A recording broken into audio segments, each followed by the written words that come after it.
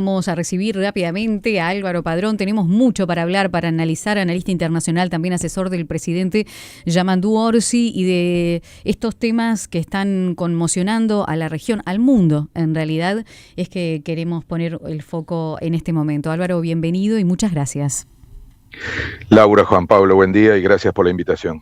Han habido nuevas declaraciones de Donald Trump arriba de su avión que tienen que ver con otras medidas que tomaría, y quiero empezar por ahí. Dijo que considera que Cuba está a punto de caer tras la captura del líder venezolano Nicolás Maduro en el ataque perpetrado el sábado por Estados Unidos, y también en esta conversación que tuvo a bordo del avión presidencial, el Air Force One, ha vuelto a presionar a la vicepresidenta Delcy Rodríguez y dijo que Colombia puede ser el siguiente. ¿Cómo se interpreta todo esto? Bueno, se interpreta con lo que acabas de decir hace un minuto, de que no es un tema solo de la región, ¿no? Es un tema a nivel global, porque te faltó mencionar a Groenlandia y la reacción de Dinamarca, y inmediatamente lo va a hacer también de la Unión Europea, de empezar a entender que estamos frente a algo mucho más grande que una intervención en un país. Yo creo que a esta altura tenemos que tomar conciencia, y a mí me importa mucho esto, sobre todo con el público uruguayo, que no veamos esta situación como algo que le pasa a otros, ¿no? Como si fuera, vieron ese problema de que el término política exterior nos hace sentir que es algo como ajeno, ¿no? Como algo que le pasa a otros. Bueno, en verdad, esto que está ocurriendo ahora, y yo creo que casi lo de Venezuela es una excusa, es la aplicación de una nueva estrategia que se lanzó hace poco más de un mes por parte de Estados Unidos, y que empieza a tener una aplicación práctica. Ya en parte ya la tenía con intervenciones que no eran militares, ¿no? Fue lo que pasó con Brasil, cuando a través de aranceles se quiso penalizar una decisión de la justicia brasilera. Pasó en Argentina con la elección en una intervención directa. Pasó en Honduras. Yo te agregaría a la lista de estas intenciones de Estados Unidos el tema de Panamá. Hay que acompañar mucho a Panamá. Recuerden que llegó a decir que el canal de Panamá era de Estados Unidos. Esta idea de que se impone por la fuerza, y no es un problema solo de este continente, porque una de las cosas claves que dijo Trump en esa entrevista del sábado, cuando una periodista le preguntó sobre Rusia y sobre Putin, dio a entender esta idea de que las grandes potencias tienen el derecho, se arrogan el derecho de poder intervenir en su entorno. Y por lo tanto, uno imagina que esa relación que ha construido con Putin va camino a aceptar que Rusia pueda de alguna manera imponer sus intereses en la región, así como Estados Unidos entonces lo puede hacer en Occidente. Entonces, estamos frente a algo mucho más grande. Es un cambio de época, porque todo esto se lleva puesto el derecho internacional, los organismos internacionales, todo lo que se ha construido durante décadas después de la Segunda Guerra Mundial. Entonces, cuidado con creer y focalizar esto en un episodio que por supuesto es relevante porque le va la vida al pueblo venezolano. Tenemos que ser solidarios, tenemos que ayudar. Esto se entreveró mucho más, y aprovecho para decir que en esa sucesión de declaraciones, en donde incluyo mucho a Marco Rubio, porque es al final el que explicita de manera más clara los pasos que se van a dar, si ahora nos concentramos en Venezuela, es claramente el interlocutor, es el que decidió que la interlocución no sea con la oposición de Venezuela, y ustedes habrán escuchado con la misma sorpresa que todo el mundo cómo descalificó a la figura de Corina Machado, ni siquiera mencionando al presidente electo. Es decir, hay una lógica en donde la prioridad pragmática de Estados Unidos es intervenir Venezuela y poner como foco sus recursos naturales. Y esto, repito, no es una interpretación, está dicho de manera explícita. Por eso es tan importante que la comunidad internacional reivindique los principios del derecho internacional, de la soberanía de los pueblos, de la no intervención y sobre todo del respeto a los bienes naturales, a los recursos de los países, que no puedan ser utilizados. Eso lo van a empezar a escuchar mucho en las declaraciones internacionales. No era común, y sin embargo, frente a la retórica de Estados Unidos, sobre todo de Trump, que mencionó 20 veces la palabra petróleo, y ni una vez la palabra democracia. Sí, entonces, A eso quería ir con respecto a lo que decías de Europa también. La Unión Europea demoró en su comunicado, pero finalmente lo emite y si bien habla todo esto que veníamos hablando, ¿no? Que ya quedó claro que una cosa no quita la otra, la situación que estaba viviendo Venezuela, pero lo separa bastante de la intervención de Estados Unidos, porque también se lo ve venir, ¿no? Pero Exacto. quería ir un poco a este fundamento, que es la doctrina Monroe y esa presentación de un plan de seguridad que hace Estados Unidos en noviembre y que vuelve a reflotar eso del patio trasero, ¿no? De Estados Unidos y ese nuevo imperialismo.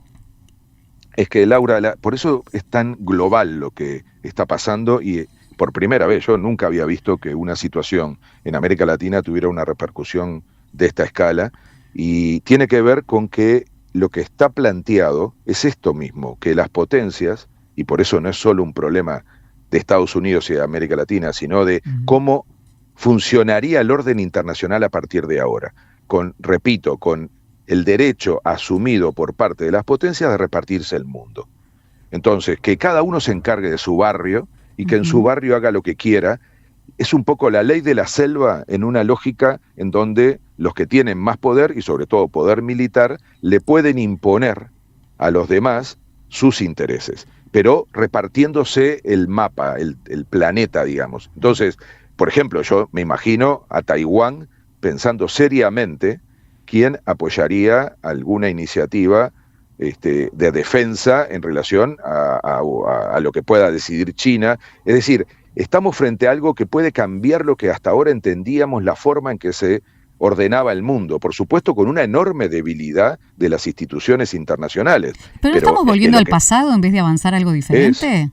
Es eso, es retornar a una lógica en donde el poder se ejerce por la fuerza y no por la razón, Álvaro, y el derecho. Esta no acción, o por lo menos poca declaración de Rusia y China, que se entendía podían estar o estaban en Venezuela, ¿se debe a esto también o cómo se puede interpretar? Y es que todos están midiendo en este momento cómo reaccionar a esta decisión de Estados Unidos de materializar lo que Laura mencionaba como la nueva estrategia de seguridad, que a esta altura ya no es de seguridad, ¿no? Es muy claro que para Estados Unidos el término guerra volvió a ser un término utilizado. Recuerden cómo se refería el militar que explicaba la maniobra y sobre todo el jefe de Departamento de Estado. Estaban hablando directamente de guerra. Hoy se llama Departamento de Guerra y no más Departamento de Defensa. Entonces, con esa lógica, y por eso hay que pensarlo en términos globales y no en términos locales, lo que se está planteando es un cambio en el orden internacional en donde se deje de costado, no se mencionó una sola vez el derecho internacional.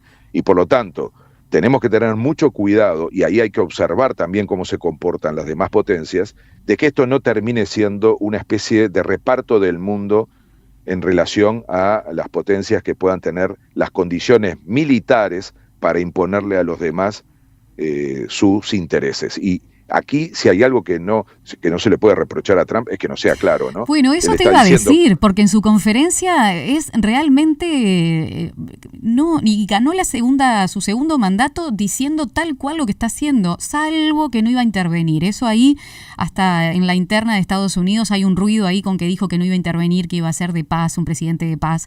Habla de esos ocho acuerdos y un cuarto de paz, pero que no iba a intervenir en eso, como que hizo un poco de ruido, pero después habla claramente, y el texto además yo tengo resaltado, in other words, dice, y habla del Trump Corollary y de la doctrina Monroe, y habla explícitamente de lo que quiere, jamás dice una cosa por otra. No, y te digo, y es muy importante esto que estás planteando, porque se está hablando poco de algo que es clave, que es la interna en Estados Unidos. Hay elecciones en noviembre de este año. Y eso organiza la política de Trump, de su gobierno y sobre todo su retórica. Si ustedes observan, es muy raro que un líder de una potencia mundial sea tan explícito en poner sobre la mesa los intereses de Estados Unidos. Si ustedes piensan, ayer el presidente Orsi usó como referencia la época en que Uruguay estableció sus principios en materia de política internacional, refiriéndose al año 65, en oportunidad de que Estados Unidos invadió República Dominicana, y que Uruguay, sentado en el Consejo de Seguridad de Naciones Unidas, lo estuvo solamente 2 veces en la historia, esa fue la primera, y en ese caso estaba de alguna manera manifestando un conjunto de principios que las Naciones Unidas tomó luego para ordenar justamente las relaciones internacionales. Bueno, Trump lo que está haciendo esta vez es mucho más explícito, porque en aquel momento el gobierno norteamericano decía que lo que le preocupaba era el avance del comunismo, mientras que ahora lo que dice Trump con todas las letras es que lo que le importa es recuperar lo que le robaron a Estados Unidos. ¿Por qué hace eso? ¿Por qué no se cuida nada en lo que significa esa imagen que da hacia el resto del mundo? Porque le está hablando al público interno. Primero porque le tiene que explicar eso que dijiste, Laura, de que se está contradiciendo con lo que él le prometió, que le prometió dedicarse a Estados Unidos. No es que él estuviera siendo pacifista.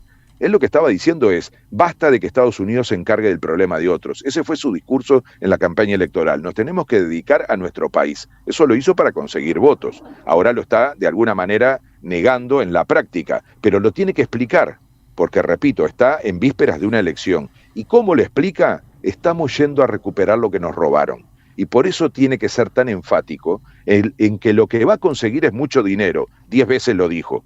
Repito, 20 veces la palabra petróleo, 10 veces la palabra vamos a hacer dinero y nunca la palabra democracia. Entonces, eso es porque le está hablando al público interno, porque en este momento la popularidad de Trump es la más baja de todo el periodo y yo diría de las más bajas de los presidentes de hace muchas décadas. Entonces, necesita recuperar el público interno, entre otras cosas porque una parte de su base le cuestiona que esté haciendo este tipo de intervención, que le esté dedicando tanto tiempo a la política internacional. Ya ni hablo del caso de Epstein, que les anuncio va a ser un tema que lo va a perseguir durante todo este año, y por lo tanto, ese efecto interno hoy se está reflejando en la política internacional, aplicada a partir de una nueva estrategia. Pero tiene mucho que ver con esa idea de encerrar a Estados Unidos, de dejar de ser una potencia que mira al conjunto del planeta. Hay que entender que lo de Trump no es fortaleza, es debilidad. Por eso fue tan enfático en hablar del éxito del ejército y de todo lo que rodeaba la lógica militar de esta intervención, porque es una forma de volver a decir que Estados Unidos está fuerte, cuando en realidad, en la práctica, todo lo que está ocurriendo es un símbolo de debilidad de la potencia hegemónica de los últimos 70 años, que está teniendo un enorme problema porque en el fondo la disputa es con China. Y ese es el hilo conductor, y lo que necesita es mandar una señal a la región de que esta región está controlada por Estados Unidos y que por lo tanto quienes se porten mal, ya no Venezuela y Maduro, el dictador, no, el que niegue esa hegemonía de Estados Unidos en la región va a tener consecuencias, como lo está diciendo, ¿no?, amenazando a cada país. Álvaro, ahora se ha apelado, ¿no?, en las últimas horas al derecho internacional, al principio de no intervención, pero también desde Venezuela muchos venezolanos dicen el derecho internacional o los organismos internacionales han abandonado a Venezuela a su destino, ¿no? Porque lo que ha pasado en lo que refiere a avasallamiento de derechos individuales, la situación interna que se fue complejizando, una elección que se dio en donde, bueno, se plasmó el fraude electoral. Entonces, ¿ese derecho internacional le dio la espalda a Venezuela? Bueno, el derecho internacional y los organismos internacionales están pasando por un momento crítico. No tengo duda que no han sido capaces de ayudar a una salida política en Venezuela, pero era el único camino posible. Nosotros no podemos apoyar una intervención militar con ese argumento, porque además ahora está demostrado que no resuelve ese problema, sino que se afirma en el régimen para tener una negociación pactada y conseguir lo que realmente quieren conseguir, que es acceder a los recursos. ¿Se dan cuenta de lo que está ocurriendo ahora? ¿Alguien me va a decir a mí que porque hayan llevado a Maduro y hayan sacado de Venezuela a Maduro y lo juzguen, dejó de estar el régimen en Venezuela? Si ahora Estados Unidos elige ser interlocutor, tener como interlocutor a ese régimen. Entonces, el pensar que esto es una solución es gravísimo, porque no solo no es una solución, sino que instala otro escenario, que es el que yo estaba diciendo hace un minuto, que es que esto vale para cualquiera. O me van a decir que Colombia no es una democracia, con un presidente electo democráticamente, que además tiene elecciones este año. Y está diciendo Trump que lo va, que puede aplicar perfectamente. O me van a decir que en Groenlandia hay un problema de dictadura, y que la Unión Europea apoya a Dinamarca y a Groenlandia como claro, porque está apoyando a un dictador. Entonces, mi punto allí es que estamos mirando apenas un episodio frente a algo mucho más amplio. Y por supuesto que había que dedicarse a ayudar a una salida política en Venezuela, y por supuesto que ha habido una enorme dificultad para que eso ocurriera y fuera eficiente. Ahora, creer que de esta manera se lo va a resolver, primero, quienes lo creyeron al principio ya se están dando cuenta de que esto no fue así. También ahora nos quedaba esa sensación cuando hablábamos con la periodista venezolana, con Ginette González, que nos hablaba de eso, ¿no? De que sigue, Delcy Rodríguez es la presidenta, por lo menos por ahora, hasta que no se resuelva el Tribunal Supremo y se tomen determinadas decisiones, pero también hablaba del desconocimiento total a Edmundo González y también a María Corina Machado, como ellos lo han plasmado desde el exterior, diciendo aquí no son nadie. Y lo decía desde adentro, ¿no? Y también eso, como que es tan compleja la situación. Y ella decía, obviamente Trump estará, como lo dijo en la conferencia, ahora junto con el régimen al poder, ¿no? El pragmatismo puro y intereses. Entonces, lo que se está aplicando es eso, y nosotros no podemos permitir que esa sea la lógica. No solo por Venezuela, sino por toda la región, y yo diría por todo el mundo. Por eso es tan importante que haya habido conexiones entre Europa y América Latina. Por eso es tan importante que esa declaración, que no es un alineamiento, Uruguay fue parte de la redacción porque venimos trabajando hace mucho tiempo con países que están preocupados por la democracia.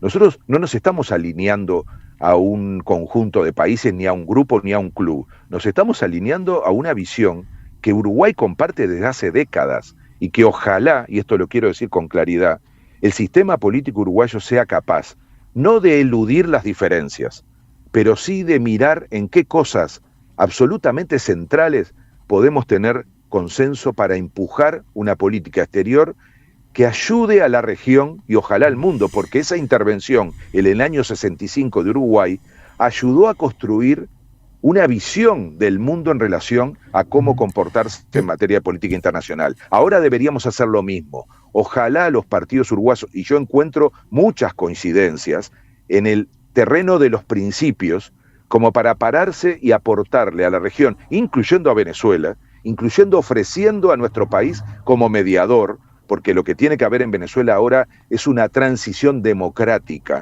y no una intervención militar, y mucho menos un acuerdo para explotar los recursos, incluyendo al propio régimen que se pretendía sacar. Entonces, hay que tener mucho cuidado con lo que está pasando ahora, hay que tender puentes, empezando al interior de Uruguay. En vez de pasarnos facturas, está bien, el debate político es válido, los reproches y el análisis de lo que cada uno hizo tiene sentido. Salgamos un poco de esa lógica que tuvo mucho que ver con lo electoral interno y tratemos de levantar la mira con figuras históricas que Uruguay tiene todavía. Me consta que el presidente va a hacer un esfuerzo en esa dirección para que Uruguay pueda activar un consenso regional que permita ayudar a Venezuela, pero sobre todo defender a nuestra región. Ese es el capítulo.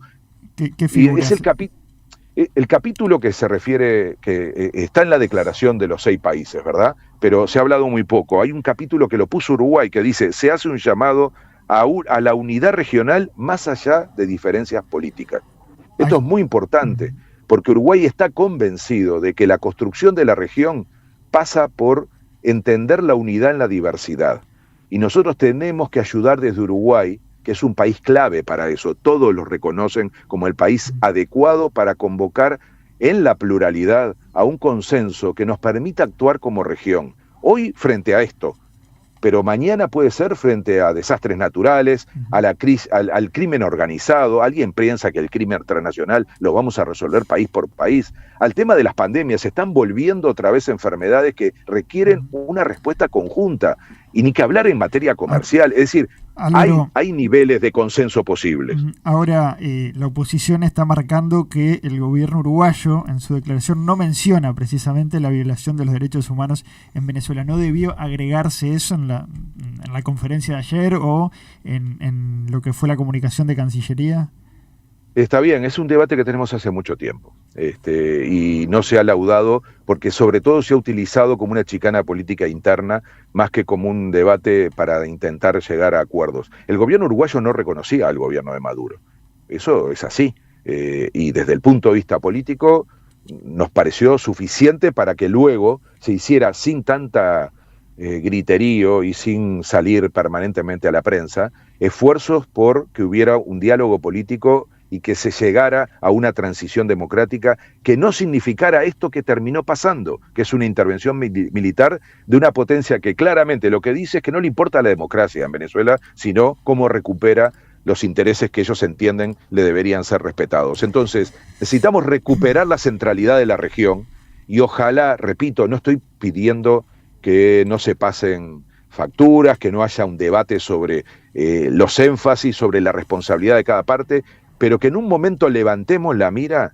y pensemos que está en juego algo mucho más importante que lo que hasta ahora hemos discutido. Y tiene que ver Álvaro, con por lo menos, el orden internacional. Sí, difícil con 3 países por lo menos donde Donald Trump dijo que apoyó directamente a los que ahora son presidentes, dijo apoyé al presidente de Estados Unidos, apoyó al presidente de Honduras, apoyó para que ganara el presidente en Chile y apoyó para que ganara Javier Milei para rodearse de amigos en la región. Sí, Laura, pero los intereses al final no se resuelven por amistades y los países están donde están. Y nadie se puede ir de la región, y los países además no son solo los gobiernos. Y por lo tanto esos gobiernos también están condicionados por sus sociedades, y yo les aseguro que con menos perfil el trabajo que Uruguay hace, por ejemplo, actualmente con el Consenso de Brasilia, que es toda Sudamérica, y que va a ser dentro de 2 meses con la CELAC, es para construir consensos posibles.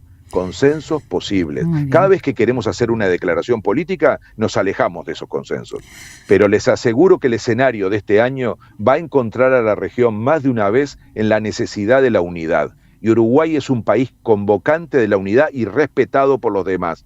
Entonces, lo primero que tenemos que hacer es demostrar eso desde adentro. Esa imagen que tiene Uruguay de que dialogan expresidentes de distinto pelo político y que son capaces de encontrar espacios de consenso y demás. Yo creo que hay que practicar eso más que nunca. Uruguay hoy es un bicho raro a nivel regional y a nivel mundial como un país de diálogo, de articulación. Hoy lo necesita Venezuela, necesita que haya ese tipo de actitud, no la prepotencia desde afuera, para luego terminar negociando con lo que dijo iba a enfrentar.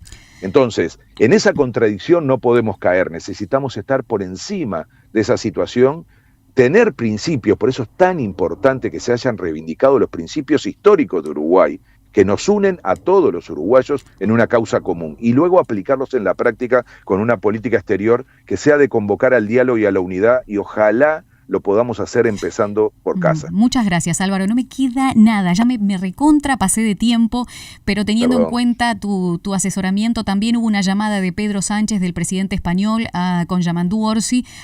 ¿Habrá intercambios con otros mandatarios? ¿Con el presidente de la República? ¿Recibió alguna otra llamada? ¿Habló con algún otro presidente? Sí, por supuesto. ¿Sí? ¿Con quién habló? ¿Habló con Petro, por ejemplo? Con todos los que firmaron esa nota y con todos los que ahora empiecen a intentar acompañar ese proceso. Lean la declaración de los 6 países, no hay ningún país democrático, ningún gobierno democrático que no pueda estar de acuerdo con eso. Muy bien. Repito, hay que encontrar mínimos comunes en donde podamos tener consensos y ojalá eso sea la imagen de Uruguay en este momento en donde está tanto en juego, la capacidad de unir y sobre todo defender principios. Muchas gracias, Álvaro. A ustedes por la invitación. Un buen día.